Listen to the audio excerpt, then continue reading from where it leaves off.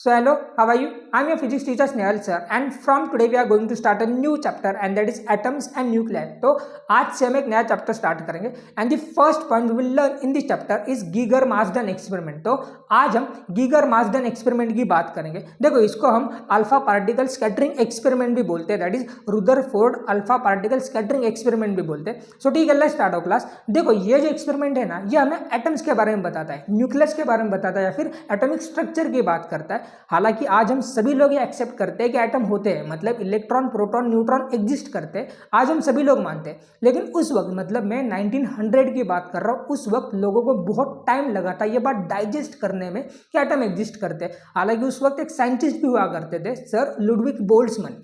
वो जिंदगी भर लोगों को कन्विंस करते रहे कि एटम एग्जिस्ट करते हैं या फिर एटॉमिक थ्योरी को सीरियसली लो, लेकिन लोगों ने उनकी बात नहीं मानी और उसके बाद 1906 में उन्होंने सुसाइड कर लिया। तो ठीक है, आज हम क्या करने वाले, तो Rutherford alpha particle scattering experiment की बात करेंगे। देखो, ये वही एक्सपेरिमेंट है जिसने प्लम पुडिंग मॉडल को फेल कर दिया था। मतलब प्लम पुडिंग मॉडल जो इस तरह होता था, मतलब इसी एक्सपेरिमेंट ने प्लम पुडिंग मॉडल को फेल किया था। देखो, प्लम पुडिंग मॉडल हमें सर जे थॉमसन ने दिया था, जिसको हम थॉमसन मॉडल भी बोलते हैं। तो प्लम पुडिंग मॉडल आपको क्या बताता है कि इस तरह क्या होगा, एक पॉजिटिव रीजन होगा और उसके ऊपर ऐसे निगेटिव चार्जेस चिपके हुए होंगे। यह प्लम पुडिंग मॉडल बताता है ना, यह है प्लम पुडिंग मॉडल।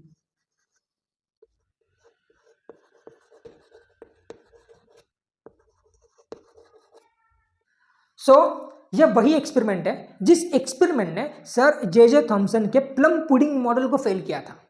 अब देखो, यहां पर एक फैक्ट है कि ये जो गीगर और मार्सडन थे, ये सर रुदरफोर्ड के स्टूडेंट थे और sir Rutherford sir J Thomson के स्टूडेंट थे। मतलब सबसे पहले सर जे थॉमसन, उनके स्टूडेंट रुदरफोर्ड और उनके स्टूडेंट गीगर और मार्सडन। देखो, सर रुदरफोर्ड बहुत बड़े साइंटिस्ट हुआ करते थे, उनको बहुत सारे नोबेल प्राइज मिले हैं। हालांकि सर रुदरफोर्ड के टोटल 9 स्टूडेंट को नोबेल प्राइज मिला है।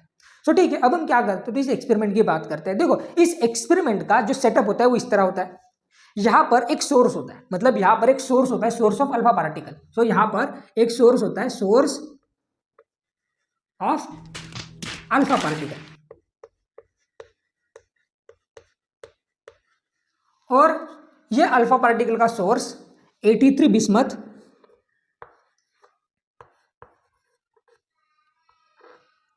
214 से बना था।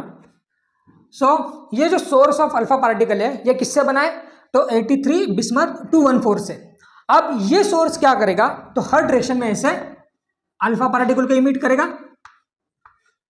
अब इन अल्फा पार्टिकल को जो हर डायरेक्शन में क्या कर रहे हैं, इमिट हो रहे हैं, उनको एक प्रॉपर डायरेक्शन देने के लिए हम यहां पर लीड ब्रिक्स का यूज करते हैं। देखो, यहां पर इस लीड ब्रिक्स का यूज एक ही है कि ये जो अल्फा पार्टिकल्स जो हर डायरेक्शन में इमिट हो रहे हैं, उनको बस एक सिंगल डायरेक्शन प्रोवाइड करना। सो यहां पर हम ये जो लीड ब्रिक्स है वो एज ए कॉलीमेटर यूज करते हैं। मतलब ये क्या करते हैं, तो जो अल्फा पार्टिकल्स है उनको एक प्रॉपर डायरेक्शन प्रोवाइड करते हैं, लीड ब्रिक्स।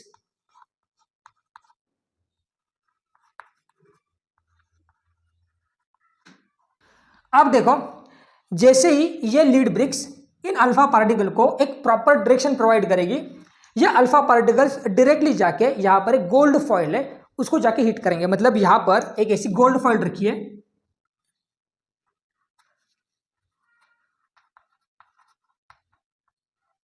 सो ये जो अल्फा पार्टिकल्स है वो डायरेक्टली जाके इस गोल्ड फॉइल को स्ट्राइक करती है। अब देखो, यहां पर गोल्ड फॉइल ही क्यों चूज की गई थी, मतलब गीगर और मार्सडन जी ने गोल्ड फॉइल ही क्यों चूज की गई थी, तो जो गोल्ड होता है उसकी मेलाबिलिटी बहुत ज्यादा होती है, मतलब आप उसको जितना चाहे कंप्रेस कर सकते हो। मतलब उन्होंने इस गोल्ड फॉइल की जो थिकनेस थी वो लगभग 2.1 थिकनेस ऑफ गोल्ड फॉइल,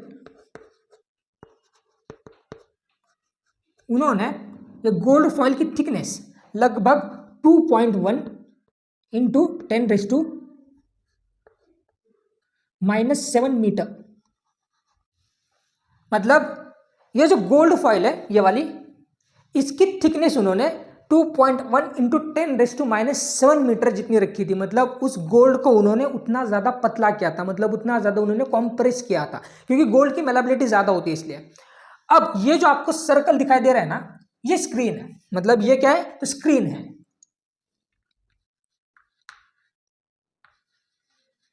और उसके पीछे उन्होंने डिटेक्टर रखा था, मतलब ये क्या है, तो डिटेक्टर है। अब इस डिटेक्टर का काम क्या था कि जितने पार्टिकल्स इस स्क्रीन के ऊपर इंसिडेंट हो गए उनको बस डिटेक्ट करना, ये इस डिटेक्टर का काम था।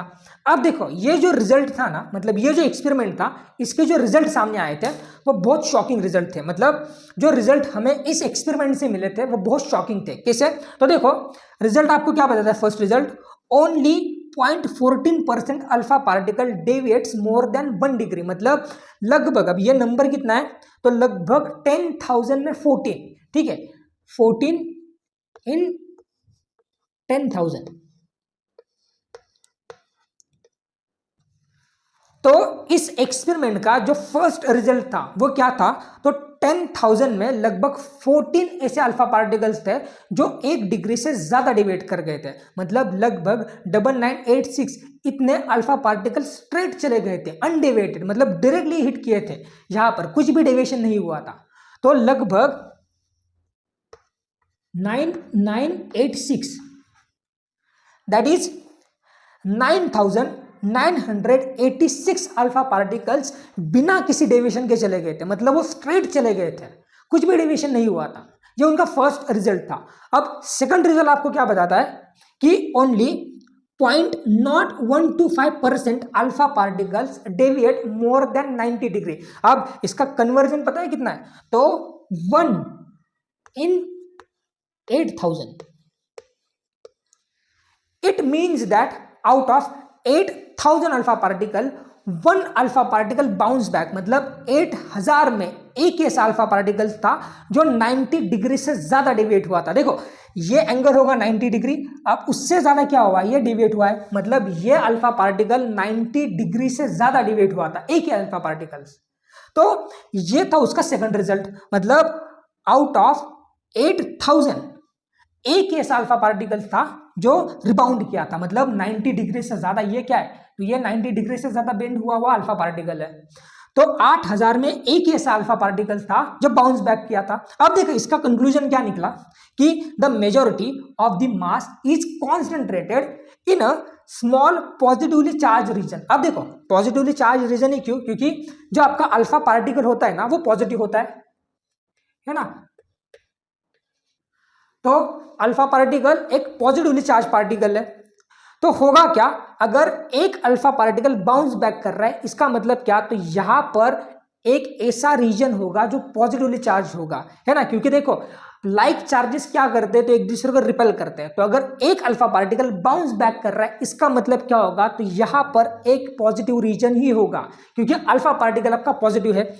इसीलिए देखो the majority of the mass is concentrated in a small positively charged region, मतलब यहां पर एक स्मॉल रीजन होगा, पॉजिटिवली रीजन होगा, जहां पर क्या होगा, मास कॉन्सेंट्रेट किया होगा। और उसको बाद में हमने न्यूक्लियस बोला था, हालांकि उसी को हमने क्या बोला था, बाद में न्यूक्लियस बोला था। देखो कंक्लूजन आपको क्या बताता है कि जो एटम होगा उसके सेंटर पे मास कॉन्सेंट्रेट हुआ होगा और उसके ऊपर एक पॉजिटिव चार्ज होगा। क्यों, क्योंकि उसने अल्फा पार्टिकल को रिपेल किया था, क्योंकि अल्फा पार्टिकल भी क्या है, तो एक पॉजिटिवली चार्ज पार्टिकल है, एंड पॉजिटिव पॉजिटिव क्या करते, एक दूसरे को रिपेल करते। तो एक अल्फा पार्टिकल को उसने रिपेल किया था, इसका मतलब क्या, तो सेंटर पे एक पॉजिटिव चार्ज होगा। उसको बाद में हमने क्या बोला था, न्यूक्लियस बोला था। हालांकि और एक कंक्लूजन हम बना सकते हैं, कैसे, तो the most of the part of the atom is empty, मतलब एटम का मोस्ट पार्ट एम्प्टी होता है, most part of the atom is empty. क्योंकि देखो यहां पर जो अल्फा पार्टिकल्स थे ना वो बिना डेविएशन के गए थे, मतलब बहुत सारे ऐसे अल्फा पार्टिकल्स थे वो बिना किसी डेविएशन के स्ट्रेट चले गए थे, है ना। मतलब लगभग 10,000 में सिर्फ 14 ही डिफ्लेक्ट हुए थे, तो 9,986 ये स्ट्रेट चले गए थे। तो एटम का जो मोस्ट पार्ट होगा वो एम्प्टी होगा। अब देखो हम क्या करते हैं, तो दो टर्म्स और अंडरस्टैंड कर लेते हैं, that is distance of closest approach and impact parameter. So देखो डिस्टेंस ऑफ क्लोजेस्ट अप्रोच क्या होता है, तो ये आपका अल्फा पार्टिकल और यहां पर एक न्यूक्लियस है। अब देखो डिस्टेंस ऑफ क्लोजेस्ट अप्रोच क्या होगा, तो ये अल्फा पार्टिकल यहां तक आएगा और यहां से इसे रिबाउंड कर जाएगा, है ना, बाउंस बैक कर जाएगा। तो ये जो कम से कम डिस्टेंस होगा, दैट इज मिनिमम डिस्टेंस होगा, अल्फा पार्टिकल और न्यूक्लियस के बीच में, उसी को हम क्या बोलेंगे, तो डिस्टेंस ऑफ क्लोजेस्ट अप्रोच। हम इसको डिफाइन कैसे कर सकते हैं, तो it is the shortest distance between alpha particle and nucleus. ये क्या होगा आपके लिए, डिस्टेंस ऑफ क्लोजेस्ट अप्रोच। देखो ये कम से कम डिस्टेंस होता है अल्फा पार्टिकल का न्यूक्लियस के साथ। तो ये जो पार्टिकल, मतलब ये अल्फा पार्टिकल जो रिबाउंड कर गया था, उसीलिए ये जो जहां तक वो आगे आ सकता है, अल्फा पार्टिकल इस न्यूक्लियस के क्लोज आ सकता है, वो जो कम से कम डिस्टेंस होगा उसी को हम क्या बोलेंगे, तो डिस्टेंस ऑफ क्लोजेस्ट अप्रोच बोलेंगे। और एक बात, that is impact parameter. Impact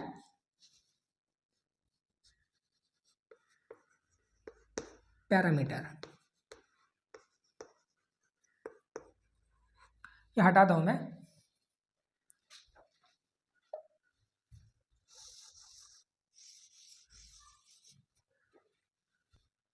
देखो तो ये आपका न्यूक्लियस, सपोज एक अल्फा पार्टिकल ऐसे आ रहा है, एक ऐसे आ रहा है, एक ऐसे आ रहा है, एक ऐसे आ रहा है। अब देखो ये जो अल्फा पार्टिकल है वो इसे रिबाउंड कर जाएगा, क्योंकि क्या कर रहा है, वो डायरेक्टली इस न्यूक्लियस को हिट कर रहा है, इसलिए वो क्या कर जाएगा, इसे रिबाउंड कर जाएगा। अब ये जो अल्फा पार्टिकल है वो इसे यहां से इसे डेविएट कर जाएगा, ठीक है, ये थोड़ा और पास आएगा और इस तरह से डेविएट कर जाएगा, और ये इसे डायरेक्टली चला जाएगा। तो इंपैक्ट पैरामीटर क्या होता है, तो it is the perpendicular distance of the velocity vector of the alpha particle from the nucleus. मतलब ये परपेंडिकुलर डिस्टेंस होता है इस न्यूक्लियस से इस अल्फा पार्टिकल का। देखो ये क्या करेगा, थोड़ा सा दूर से ही क्या कर जाएगा, डिवाइड कर जाएगा। क्यों, क्योंकि ये डिस्टेंस कम है न्यूक्लियस से, मतलब इस अल्फा पार्टिकल का इस न्यूक्लियस से डिस्टेंस कम है। अगर हम इसी की बात करते हैं सेकंड अल्फा पार्टिकल की, मतलब ये वाला, तो ये डिस्टेंस क्या है, अल्फा पार्टिकल से थोड़ा दूर है, तो ये क्या करेगा, थोड़ा पास आएगा फिर डिवाइड कर जाएगा। और ये अल्फा पार्टिकल क्या है, बहुत दूर है, तो ये डायरेक्टली हिट कर जाएगा, मतलब डायरेक्टली चला जाएगा बिना किसी डेविएशन से। तो इंपैक्ट पैरामीटर क्या होता है, तो ये जो परपेंडिकुलर डिस्टेंस होता है ना, ये परपेंडिकुलर डिस्टेंस